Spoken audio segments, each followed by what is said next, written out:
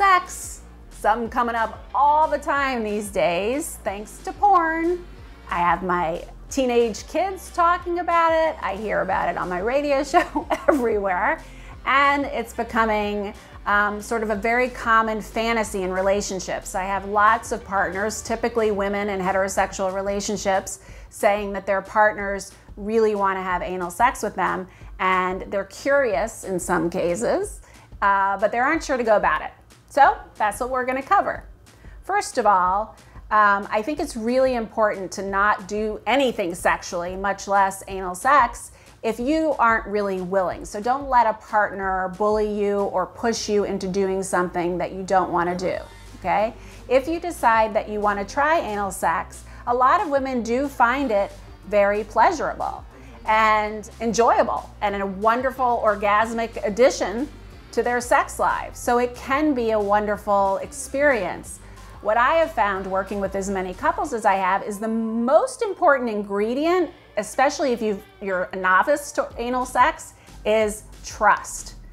If a woman is going to have anal sex with a man, she has to feel like she knows this man, he cares about her, and is going to move really slowly and really carefully.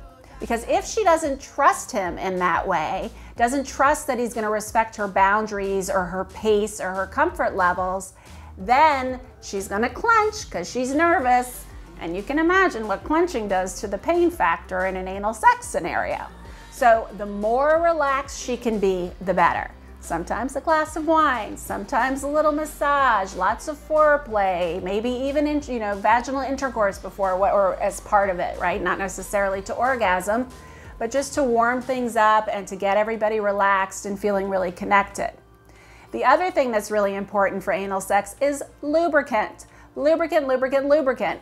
The anus does not lubricate like the vagina, and there is a risk of little fissures, little tears that almost always happen, sometimes even microscopic, along the walls of the anus during anal intercourse. And so that's important to know, not only because you want to use lots of lubricant, but also if you aren't practicing safer sex or if you're with a partner with potentially with a sexually transmitted infection, you are actually at greater risk through anal sex and even through vaginal sex, especially for blood-borne infections like HIV and hepatitis, because of those little fissures which create entry points into the body for the virus or for other infections.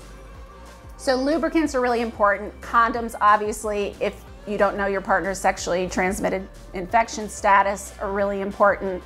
Moving slowly is really important.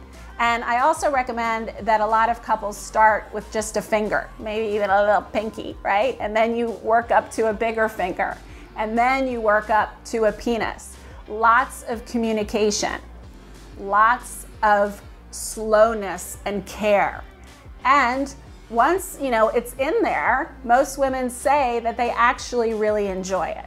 Also, super important, never go from anal to vaginal, okay? What I mean by that is you can have vaginal intercourse and then have anal intercourse, but you cannot have anal intercourse and then have vaginal intercourse without really washing yourselves off well, because you have a big risk of transmitting a bacterial infection to your vagina or bacteria into your vagina that would cause an infection when you go from the anus to the vagina, because the rectum has all sorts of bacteria that are not supposed to be in your vagina. You know what I mean? So make sure that you wash up before you go from back to front. Just like you wipe from front to back, you should have sex from front to back if you're gonna change.